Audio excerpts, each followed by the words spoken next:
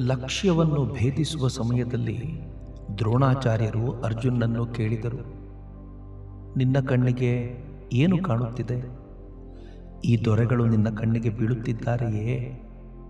ಆತ ಹೇಳಿದ, ಇಲ್ಲ. ನಾನು ಕಣ್ಣಿಗೆ ಬೀಳುತ್ತಿದ್ದೇನೆಯೇ? ಇಲ್ಲ. ಆ ಮರ? ಇಲ್ಲ.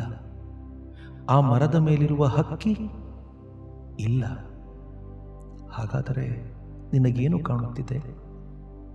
ಕೇವಲ ಹಕ್ಕಿಯ ಕಣ್ಣು. ಯಾರಿಗೆ ಕೇವಲ ಹಕ್ಕಿಯ ಕಣ್ಣು ಕಾಣಬರುವುದೋ ಆತ ಮಾತ್ರ ತನ್ನ ಲಕ್ಷ್ಯವನ್ನು ಭೇದಿಸಬಲ್ಲ. ಯಾರ ದೃಷ್ಟಿಗೆ ಕೇವಲ ಭಗವಂತನೇ ವಸ್ತು, ಉಳಿದುದೆಲ್ಲ ಅವಸ್ತು ಎಂದು ಕಾಣಬರುವುದೋ ಆತನೇ ನಿಜವಾದ ಬುದ್ಧಿವಂತ. ಉಳಿದ ವಿಷಯಗಳ ಸುದ್ದಿ ಸಮಾಚಾರ ನಮಗೇಕೆ? ಹನುಮಂತ ಒಮ್ಮೆ ಹೇಳಿದ, ನನಗೆ ತಿಥಿ, ವಾರ, ನಕ್ಷತ್ರ ಇವುಗಳ ವಿಷಯವಾಗಿ ಏನೂ ಗೊತ್ತಿಲ್ಲ. ಕೇವಲ ರಾಮಚಿಂತನೆ ಮಾಡುತ್ತಿದ್ದೇನೆ. ಮಾಸ್ಟರಿಗೆ, ಇಲ್ಲಿನ ಉಪಯೋಗಕ್ಕಾಗಿ ಕೆಲವು ಬೀಸಣಿಗೆ ಕೊಂಡುಕೊಂಡು ಬಾ. ಮಣಿಲಾಲನಿಗೆ, ಒಮ್ಮೆ ನೀನು ಹೋಗಿ ಮಾಸ್ಟರ್ನ ತಂದೆಯನ್ನು ಸಂಧಿಸಿ ಬಾ. ಭಕ್ತನನ್ನು ನೋಡಿದರೆ ಉದ್ದೀಪನವಾಗುತ್ತದೆ. ಮಾಸ್ಟರಿಗೆ, ನನ್ನ ತೋಳಿಗೆ ಪೆಟ್ಟು ತಗುಲಿದ ನಂತರ ನನ್ನ ಮಾನಸಿಕ ಅವಸ್ಥೆಯಲ್ಲಿ ದೊಡ್ಡ ಪರಿವರ್ತನೆಯೇ ಆಗಿಬಿಟ್ಟಿದೆ. ಈಗ ಕೇವಲ ನರಲೀಲೆ ಬಹಳವಾಗಿ ಹಿಡಿಸುತ್ತಿದೆ. ನಿತ್ಯ ಮತ್ತು ಲೀಲೆ. ನಿತ್ಯ ಎಂದರೆ ಆ ಅಖಂಡ ಸಚ್ಚಿದಾನಂದ. ಲೀಲೆ ಎಂದರೆ ಭಗವಲ್ಲೀಲೆ, ನರಲೀಲೆ, ಜಗಲ್ಲೀಲೆ. ವೈಷ್ಣವಚರಣ ಹೇಳುತ್ತಿದ್ದ, ನರಲೀಲೆಯಲ್ಲಿ ಶ್ರದ್ಧೆಯುಂಟಾದ್ದೇ ಆದರೆ ಪೂರ್ಣ ಜ್ಞಾನ ದೊರೆತು ಬಿಡುತ್ತದೆ ಅಂತ. ಆಗ ಅದು ಸರಿ ಎಂದು ತೋರಲಿಲ್ಲ. ಈಗ ಕಾಣುತ್ತಿದೆ ಸರಿ ಎಂದು. ಕೋಮಲ ಭಾವ, ಪ್ರೇಮ ಭಾವ ಇದನ್ನು ಹೊರಸೂಸುವ ಮನುಷ್ಯನ ಭಾವಚಿತ್ರ ವೈಷ್ಣವಚರಣನಿಗೆ ಬಹಳವಾಗಿ ಹಿಡಿಸುತ್ತದೆ. ಮಣಿಲಾಲನಿಗೆ, ಭಗವಂತನೇ ಮನುಷ್ಯನಾಗಿ ಲೀಲೆ ಮಾಡುತ್ತಾನೆ. ಆತನೇ ಮಣಿಮಲ್ಲಿಕನಾಗಿದ್ದಾನೆ. ಸಿಖ್ಖರು ಉಪದೇಶವೀಯುತ್ತಾರೆ, ನೀನು ಸಚ್ಚಿದಾನಂದ ಎಂದು. ಒಮ್ಮೊಮ್ಮೆ ಮನುಷ್ಯನಿಗೆ ತನ್ನ ಸ್ವರೂಪದ ಕ್ಷಣದರ್ಶನ ದೊರೆತು ಆಶ್ಚರ್ಯಚಕಿತನಾಗಿ ಬಿಡುತ್ತಾನೆ.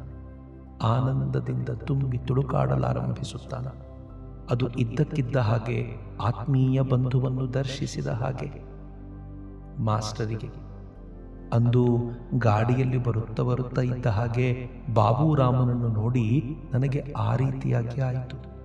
ಶಿವ ತನ್ನ ಸ್ವಸ್ವರೂಪವನ್ನು ದರ್ಶನ ಮಾಡಿದಾಗ ಆತ ಆನಂದದಿಂದ ಹೀಗೆ ಹೇಳಿಕೊಂಡು ನರ್ತಿಸುತ್ತಾನೆ, ನಾನು ಏನು? ಆಧ್ಯಾತ್ಮ ರಾಮಾಯಣದಲ್ಲಿ ಈ ವಿಷಯವೇ ಇದೆ. ಅಲ್ಲಿ ನಾರದ ಹೇಳುತ್ತಾನೆ, ಹೇ ರಾಮ, ಪುರುಷರು ಯಾರು ಇದ್ದಾರೋ ಅವರೆಲ್ಲರೂ ನೀನೇ. ಹೆಂಗಸರು ಯಾರು ಇದ್ದಾರೋ ಅವರೆಲ್ಲರೂ ಸೀತೆಯೇ. ರಾಮಲೀಲೆಯಲ್ಲಿ ಯಾರು ಅಭಿನಯಿಸಿದ್ದರೋ ಅವರೆಲ್ಲರನ್ನು ನೋಡಿ ನನಗನಿಸಿತು, ಭಗವಂತನೇ ಈ ಎಲ್ಲ ಮನುಷ್ಯರ ರೂಪ ಧರಿಸಿದ್ದಾನೆ ಎಂದು. ವಾಸ್ತವ, ಕೃತಕ ಎರಡೂ ಸಮಾನವಾಗಿ ಕಂಡವು. ಕುಮಾರಿ ಪೂಜೆ ಮಾಡುತ್ತಾರಲ್ಲ, ಏಕೆ?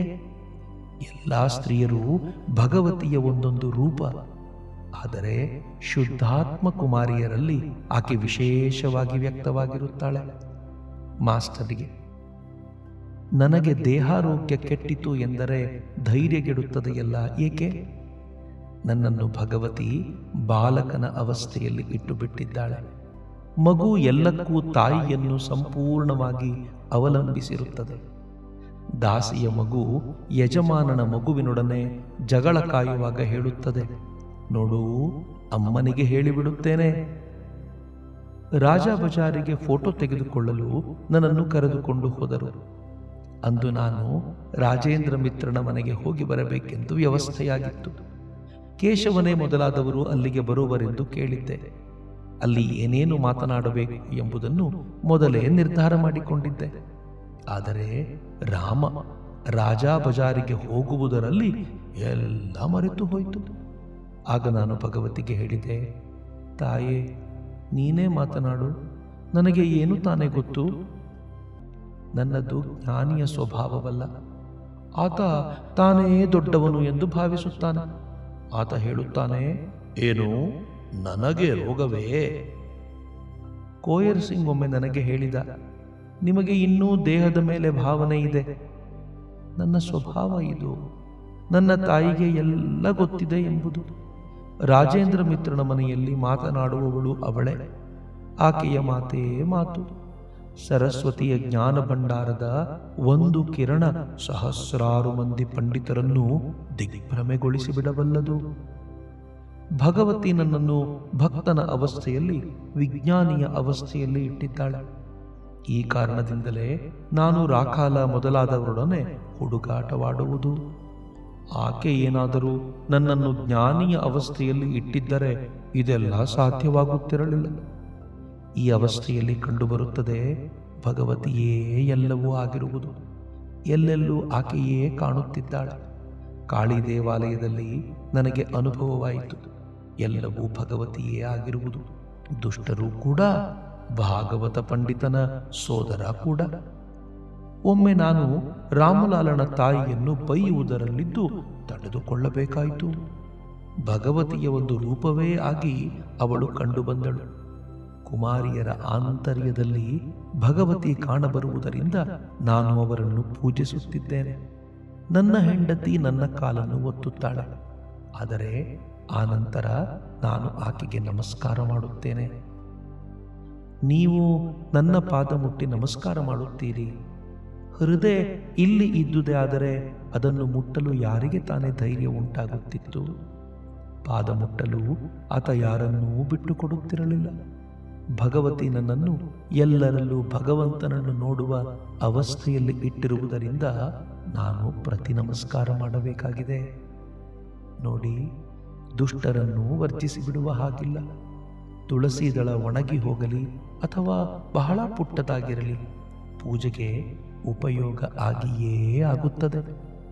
2 ಮಾರ್ಚ್ 1884 ಫಾಲ್ಗುಣ ಶುಕ್ಲ ಪಂಚಮಿ, ಭಾನುವಾರ.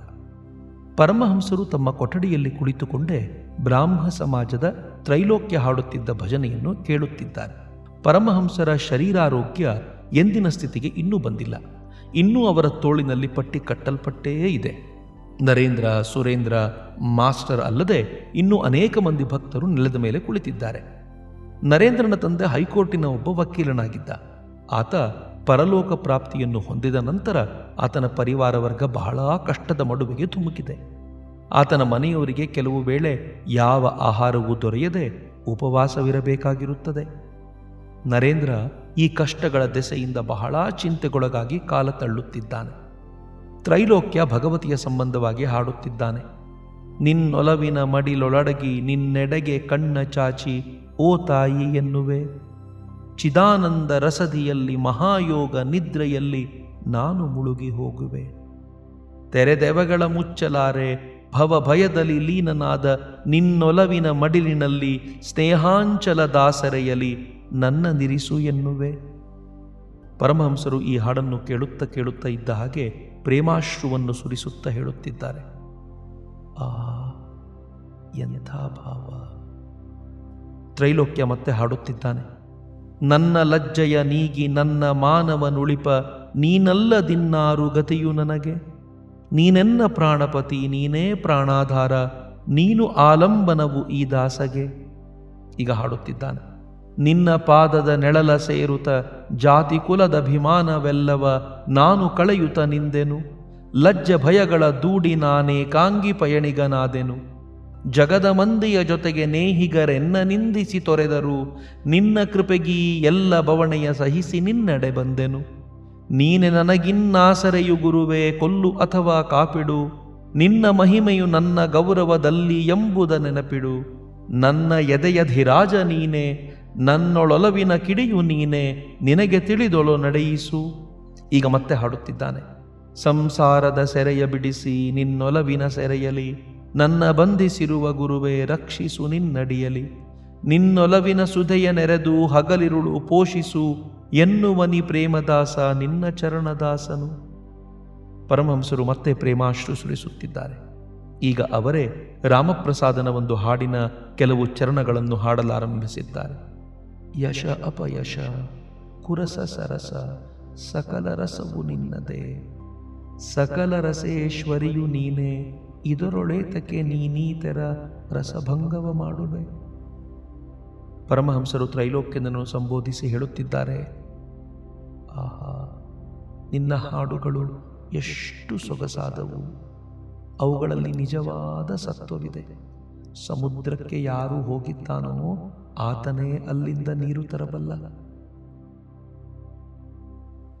ತ್ರೈಲೋಕ್ಯ ಮತ್ತೆ ಹಾಡುತ್ತಿದ್ದಾನೆ, ನಿನ್ನದೇ ಹಾಡು, ನಿನ್ನದೇ ಕುಣಿತ, ನಿನ್ನದೇ ರಾಗತಾಳ, ಎಲ್ಲ ನನ್ನದೆಂದು ತಿಳಿಯುತ್ತಿರುವ ನೀ ಭ್ರಾಂತ ಮೂಢ ಮನುಜ, ನೆರಳ ಬೊಂಬೆ ನರ ನಿನ್ನೊಡ ನಡೆಯಲು ದಿವ್ಯ ತೇಜನಹನು, ದೇಹ ಯಂತ್ರದಲ್ಲಿ ಕುಳಿತು ರಥವನ್ನು ನಡೆಸುವವಳು ನೀನು, ಪಾಪ ಪುಣ್ಯಗಳ ಫಲವ ನೀಯುವಳು ಮುಕ್ತಿದಾತೆ ನೀನು, ಪಾಪಭಾರ ಪರಿತಾಪನಾದರೂ ಮುಕ್ತ ಭ್ರಾಂತನಿವನು, ಸರ್ವಮೂಲ ನೀ ಆತ್ಮದಾತ್ಮನಿ ಹೃದಯದೊಡತಿ ನೀನು, ನಿನ್ನ ಕರುಣೆಯಲ್ಲಿ ಪರಮ ಪಾಪಿಯು ಪರಮಯೋಗಿಯಹನು.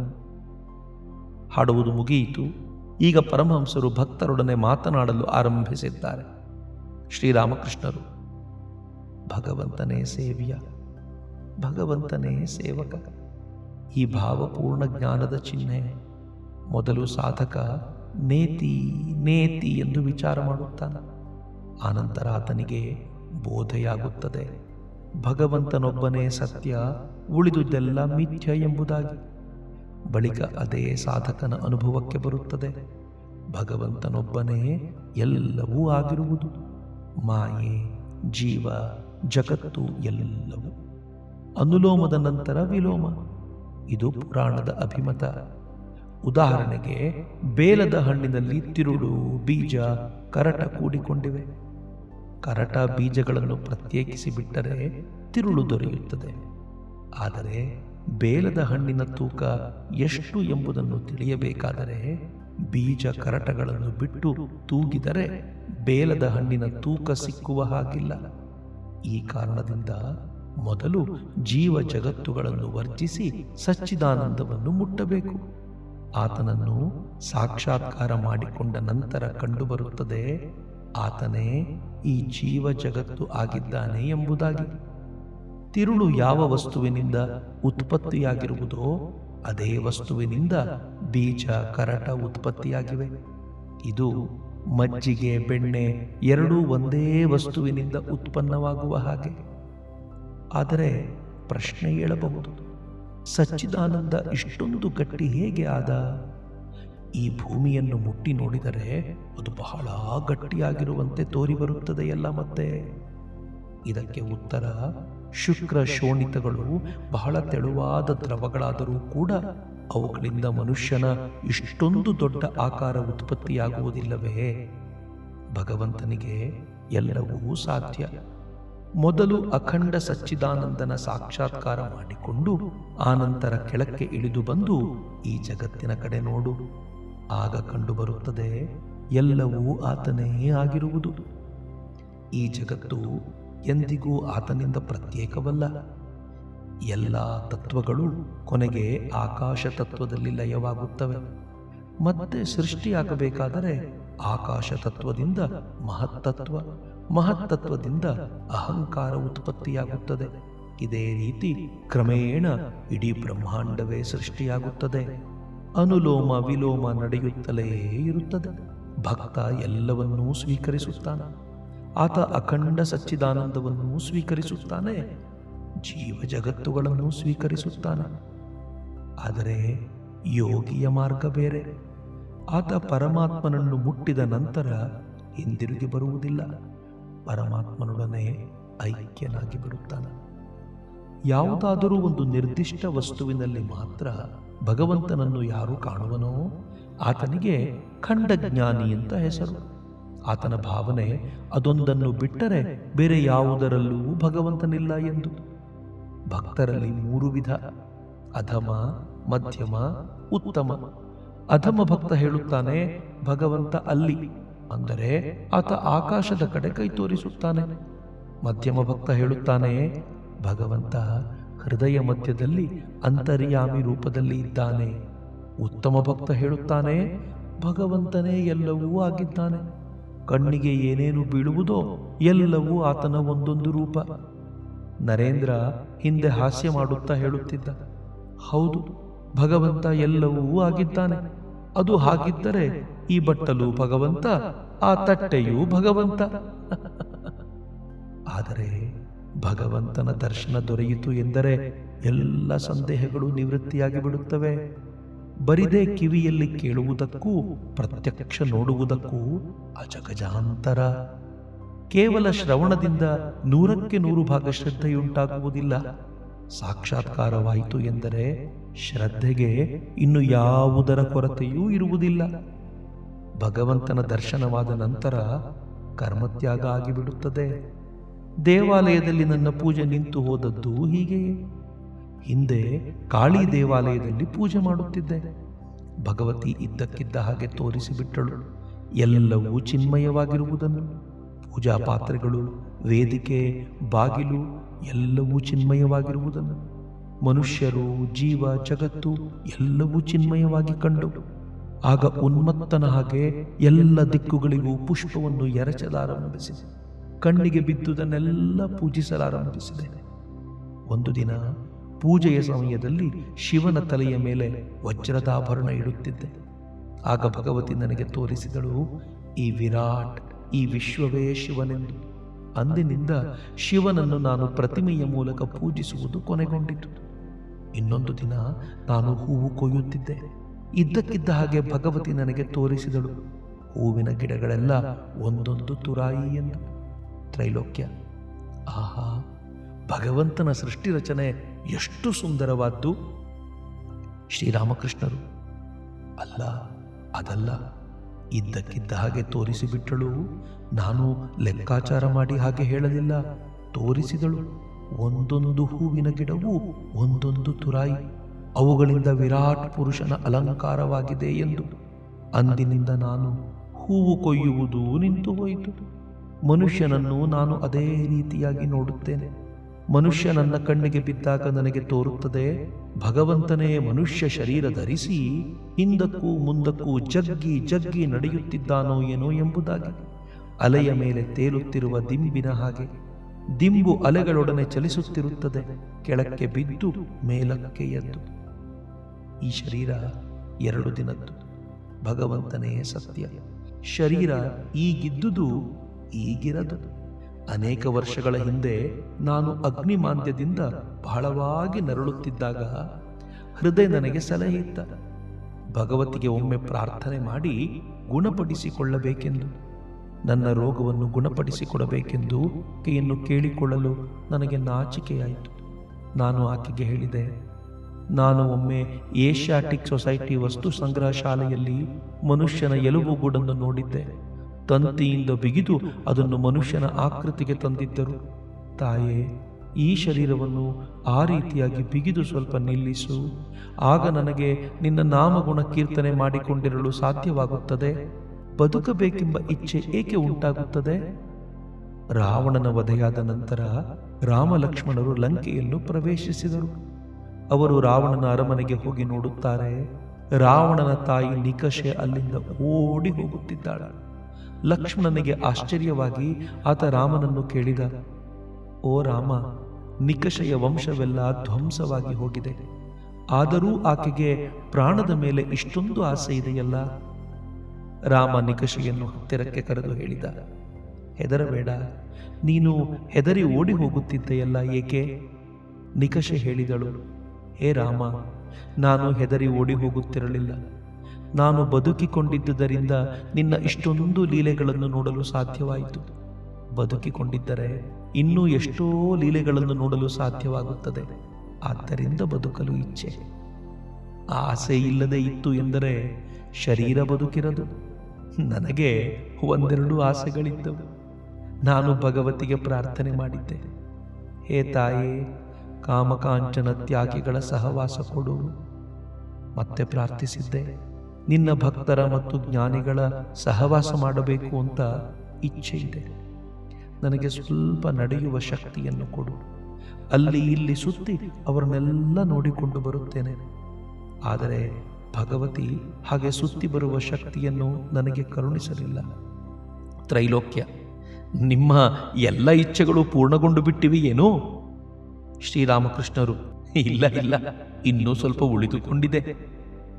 ಈ ಶರೀರ ಅನಿತ್ಯವಾದ್ದು. ನನ್ನ ತೋಳಿಗೆ ಪೆಟ್ಟು ತಗುಲಿದಾಗ ನಾನು ಭಗವತಿಗೆ ಹೇಳಿದೆ, ತಾಯೇ, ಬಹಳವಾಗಿ ನೋಯುತ್ತಿದೆ. ಒಡನೆಯೇ ಆಕೆ ನನಗೆ ತೋರಿಸಿದಳು ಗಾಡಿಯನ್ನು.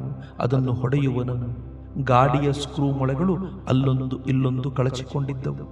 ಗಾಡಿ ಹೊಡೆಯುವವ ಓಡಿಸಿದ ಹಾಗೆ ಆ ಗಾಡಿ ಚಲಿಸುತ್ತಿತ್ತು. ಅದಕ್ಕೆ ತನ್ನದೇ ಆದ ಯಾವ ಶಕ್ತಿಯೂ ಇರಲಿಲ್ಲ. ಹಾಗಾದರೆ ಈ ದೇಹಕ್ಕೆ ಗಮನ ಕೊಡುತ್ತೇನಲ್ಲ, ಏಕೆ? ಭಗವಂತನೊಡನೆ ಆನಂದ ಪಡಲು, ಆತನ ನಾಮಗುಣ ಕೀರ್ತನೆ ಮಾಡಲು, ಆತನ ಜ್ಞಾನಿಗಳನ್ನು ಭಕ್ತರನ್ನು ಸಂಧಿಸಿ ಸುತ್ತಾಡಲು. ನರೇಂದ್ರ ಪರಮಹಂಸರ ಮುಂದುಗಡೆ ನೆಲದ ಮೇಲೆ ಕುಳಿತಿದ್ದಾನೆ. ಶ್ರೀರಾಮಕೃಷ್ಣರು ತ್ರೈಲೋಕ್ಯನೇ ಮೊದಲಾದ ಭಕ್ತರಿಗೆ ದೇಹದ ಸುಖ ದುಃಖ ಇದ್ದೇ ಇವೆ. ಯಾವ ಮಾರ್ಗವೂ ಆತನಿಗೆ ತೋರಿ ಬರುತ್ತಿಲ್ಲ. ಭಗವಂತ ನಮ್ಮನ್ನು ಕೆಲವು ವೇಳೆ ಸುಖದಲ್ಲಿ, ಕೆಲವು ವೇಳೆ ದುಃಖದಲ್ಲಿ ಇಡುತ್ತಾನೆ. ತ್ರೈಲೋಕ್ಯ, ಅದೇನೋ ನಿಜ, ನರೇಂದ್ರನ ಮೇಲೆ ಭಗವಂತನ ದಯೆ ಉಂಟಾಗುತ್ತದೆ. ಶ್ರೀರಾಮಕೃಷ್ಣರು, ಇನ್ನು ಯಾವಾಗ? ಕಾಶಿಯ ಅನ್ನಪೂರ್ಣ ಛತ್ರದಲ್ಲಿ ಯಾರೂ ಹಸಿದಿರುವುದಿಲ್ಲ ಎಂಬುದೇನೋ ನಿಜ. ಆದರೆ ಕೆಲವರು ಸಾಯಂಕಾಲದವರೆಗೂ ಹಸಿದು ಕುಳಿತಿರಬೇಕಾಗುತ್ತದೆ. ಒಮ್ಮೆ ಹೃದಯ ಶಂಭು ಮಲ್ಲಿಕನನ್ನು ತನಗೆ ಸ್ವಲ್ಪ ದುಡ್ಡು ಬೇಕೆಂದು ಕೇಳಿದ. ಅಂಥ ವಿಷಯಗಳಲ್ಲಿ ಶಂಭು ಮಲ್ಲಿಕನ ಸ್ವಭಾವ ಇಂಗ್ಲಿಶಿನವರ ಹಾಗೆ. ಆತ ಹೃದಯಗೆ ಹೇಳಿದ, ನಾನೇಕೆ ನಿನಗೆ ದುಡ್ಡು ಕೊಡಬೇಕು? ದುಡಿದು ಸಂಪಾದಿಸುವ ಶಕ್ತಿ ನಿನಗಿದೆ. ಈಗ ನೀನು ಸ್ವಲ್ಪ ದುಡ್ಡನ್ನು ಸಂಪಾದಿಸುತ್ತಲೇ ಇದ್ದೀಯೆ. ನೀನು ಅತ್ಯಂತ ದರಿದ್ರನಾಗಿದ್ದರೆ ಆಗ ಒಮ್ಮೆ ನೋಡಬಹುದಾಗಿತ್ತು. ಕುರುಡ ಕುಂಟ ಹೆಳವರಿಗೆ ದಾನ ಮಾಡಿದರೆ ಅದು ಸಾರ್ಥಕವಾಗುತ್ತದೆ. ಆಗ ಹೃದಯ ಆತನಿಗೆ ಹೇಳಿದ, ಮಹಾಶಯ, ನೀವು ಹಾಗೆಲ್ಲ ಹೇಳಬೇಡಿ. ನನಗೆ ನಿಮ್ಮ ದುಡ್ಡು ಬೇಕಾಗಿಲ್ಲ, ಕಾಸು ಬೇಕಾಗಿಲ್ಲ. ಭಗವಂತನ ಕೃಪೆಯಿಂದ ನಾನು ಕುಂಟನೋ ಕುರುಡನೋ ಹೆಳವನೋ ಅಥವಾ ಅತ್ಯಂತ ದರಿದ್ರನೋ ಆಗದೇ ಇರಲಿ. ನೀವು ಕೊಡಲೂ ಬೇಡಿ, ನಾನು ಸ್ವೀಕರಿಸುವುದೂ ಇಲ್ಲ. ಭಗವಂತ ನರೇಂದ್ರನಿಗೆ ಇನ್ನೂ ಕೃಪೆ ಮಾಡದೇ ಇರುವುದನ್ನು ನೋಡಿ ಆತನ ಮೇಲೆ ಸಿಟ್ಟುಗೊಂಡಿರುವವರೋ ಏನೋ ಎಂಬಂತೆ ಪರಮಹಂಸರು ಈ ಮಾತುಗಳನ್ನೆಲ್ಲ ಆಡಿದರು. ಆಗಾಗ ಅವರು ತಮ್ಮ ಸ್ನೇಹಪೂರಿತ ದೃಷ್ಟಿಯನ್ನು ನರೇಂದ್ರನ ಮೇಲೆ ಹಾಕುತ್ತಲೇ ಇದ್ದಾರೆ. ನರೇಂದ್ರ, ಈಗ ನಾನು ನಾಸ್ತಿಕ ಮತ ಗ್ರಂಥಗಳನ್ನು ಓದುತ್ತಿದ್ದೇನೆ. ಶ್ರೀರಾಮಕೃಷ್ಣರು, ಆಸ್ತಿಕ ಮತ ನಾಸ್ತಿಕ ಮತ ಎರಡೂ ಇವೆ. ಮೊದಲನೆಯದನ್ನು ಏಕೆ ಸ್ವೀಕರಿಸಬಾರದು? ಸುರೇಂದ್ರ, ಭಗವಂತ ನ್ಯಾಯಪರಾಯಣ. ಆತ ಭಕ್ತರ ಯೋಗಕ್ಷೇಮವನ್ನು ನೋಡಿಯೇ ನೋಡಿಕೊಳ್ಳುತ್ತಾನೆ. ಶ್ರೀರಾಮಕೃಷ್ಣರು, ಶಾಸ್ತ್ರಗಳು ಹೇಳುತ್ತವೆ, ಯಾರು ಪೂರ್ವಜನ್ಮಗಳಲ್ಲಿ ದಾನಾದಿ ಧರ್ಮ ಕಾರ್ಯಗಳನ್ನು ಮಾಡಿರುತ್ತಾರೋ ಅವರಿಗೆ ಈ ಜನ್ಮದಲ್ಲಿ ಧನ ದೊರೆಯುತ್ತದೆ ಎಂಬುದಾಗಿ. ಆದರೆ ಸತ್ಯ ಏನು ಗೊತ್ತೇ?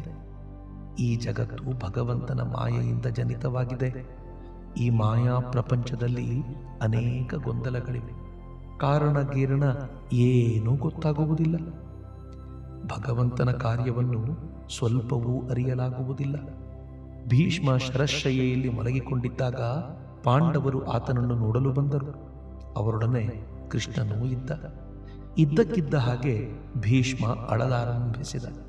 ಪಾಂಡವರು ಕೃಷ್ಣನಿಗೆ ಹೇಳಿದರು, ಓ ಕೃಷ್ಣ, ಏನಾಶ್ಚರ್ಯ ಇದು! ಪಿತಾಮಹ ಅಷ್ಟವಸುಗಳಲ್ಲಿ ಒಬ್ಬ. ಇವನಂಥ ಜ್ಞಾನಿ ಜಗತ್ತಿನಲ್ಲೇ ಇಲ್ಲ.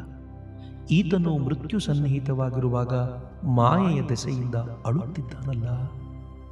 ಕೃಷ್ಣ ಹೇಳಿದ, ಭೀಷ್ಮ ಅದಕ್ಕಾಗಿ ಅಳುತ್ತಿಲ್ಲ. ಅದಕ್ಕೆ ಕಾರಣವನ್ನು ಆತನನ್ನೇ ಕೇಳಿ ತಿಳಿದುಕೊಳ್ಳೋಣ. ಕಾರಣ ಕೇಳಿದಾಗ ಭೀಷ್ಮ ಹೇಳಿದ, ಓ ಕೃಷ್ಣ, ಭಗವಂತನ ಕಾರ್ಯ ನನಗೆ ಸ್ವಲ್ಪವೂ ಅರ್ಥವಾಗುತ್ತಿಲ್ಲ. ನಾನು ಅಳುತ್ತಿದ್ದೇನೆ. ಸಾಕ್ಷಾತ್ ಭಗವಂತನೇ ಪಾಂಡವರೊಡನೆ ಸರ್ವದಾ ಇದ್ದಾನೆ. ಆದರೂ ಅವರ ದುರ್ದಶೆಗೆ ಕೊನೆಯೇ ಇಲ್ಲವಲ್ಲ ಎಂದು ಈ ಭಾವನೆ ಬಂದಾಗ ನನಗನಿಸುತ್ತದೆ, ಭಗವಂತನ ಕಾರ್ಯವನ್ನು ಸ್ವಲ್ಪವೂ ಅರಿತುಕೊಳ್ಳಲಾಗುವುದಿಲ್ಲ ಎಂದು. ಭಗವಂತ ನನಗೆ ಪರಮಾತ್ಮನನ್ನು ತೋರಿಸಿದ್ದಾನೆ. ಯಾರನ್ನು ವೇದ ಶುದ್ಧ ಆತ್ಮ ಎಂದು ಕರೆಯುವುದೋ ಆತನನ್ನು, ಆತನೇ ಕೇವಲ ಏಕಮಾತ್ರ ಅಚಲ ವಸ್ತು, ಸುಮೇರುವಿನ ಹಾಗೆ ನಿರ್ಲಿಪ್ತ ಮತ್ತು ಸುಖ ದುಃಖಗಳಿಗತೀತ. ಆತನ ಮಾಯಾ ಕಾರ್ಯಗಳಲ್ಲಿ ಅನೇಕ ಗೊಂದಲಗಳಿವೆ.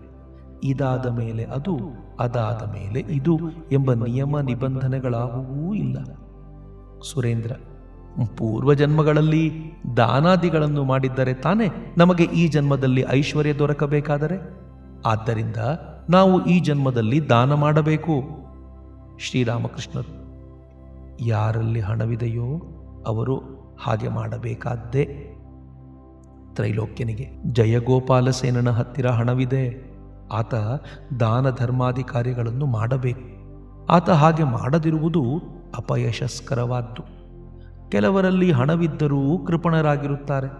ಅವರು ಸತ್ತ ನಂತರ ಅವರ ಹಣವನ್ನು ಯಾರು ಅನುಭವಿಸಬೇಕಾಗಿದೆಯೋ ಯಾರಿಗೆ ತಾನೇ ಗೊತ್ತು. ಅಂದು ಜಯಗೋಪಾಲಸೇನ ಇಲ್ಲಿಗೆ ಬಂದಿದ್ದ. ಗಾಡಿ ಮಾಡಿಕೊಂಡು ಬಂದಿದ್ದ. ಗಾಡಿಯಲ್ಲಿ ಒಡೆದು ಹೋದ ಲಾಂಧ್ರಗಳಿದ್ದವು. ಕುದುರೆಗಳು ಕಟುಕನಿಗೂ ಬೇಡದ ಹಾಗೆ ಇದ್ದವು. ಗಾಡಿ ಹೊಡೆಯುವವ ಈಗ ತಾನೇ ಮೆಡಿಕಲ್ ಕಾಲೇಜಿನ ಆಸ್ಪತ್ರೆಯಿಂದ ಬಿಡುಗಡೆ ಹೊಂದಿ ಬಂದಿದ್ದಾನೋ ಏನೋ ಎಂಬಂತಿದ್ದ. ನನಗಾಗಿ ಒಂದೆರಡು ಕೊಳೆತ ದಾಳಿಂಬೆ ಹಣ್ಣು ತಂದಿದ್ದ. ಸುರೇಂದ್ರ, ಜಯಗೋಪಾಲಸೇನ ಬ್ರಾಹ್ಮ ಸಮಾಜದ ಅನುಯಾಯಿ. ಈಗ ಕೇಶವಸೇನನ ಬ್ರಾಹ್ಮ ಸಮಾಜದಲ್ಲಿ ಗಣ್ಯ ವ್ಯಕ್ತಿ ಯಾರೂ ಇಲ್ಲ ಅಂತ ಕಾಣುತ್ತೆ. ವಿಜಯ ಗೋಸ್ವಾಮಿ, ಶಿವನಾಥ ಮತ್ತೆ ಇನ್ನೂ ಕೆಲವರು ಕೂಡಿ ಸಾಧಾರಣ ಬ್ರಾಹ್ಮ ಸಮಾಜ ಮಾಡಿಕೊಂಡಿದ್ದಾರೆ. ಶ್ರೀರಾಮಕೃಷ್ಣರು, ಗೋವಿಂದ ಅಧಿಕಾರಿ ತನ್ನ ನಾಟಕ ಶಾಲೆಯಲ್ಲಿ ಒಳ್ಳೆಯ ನಟರನ್ನು ಇಟ್ಟುಕೊಳ್ಳುತ್ತಿರಲಿಲ್ಲ. ಅವರಿಗೆ ಲಾಭ ಹಂಚಬೇಕಾಗುತ್ತಲ್ಲ ಅಂತ.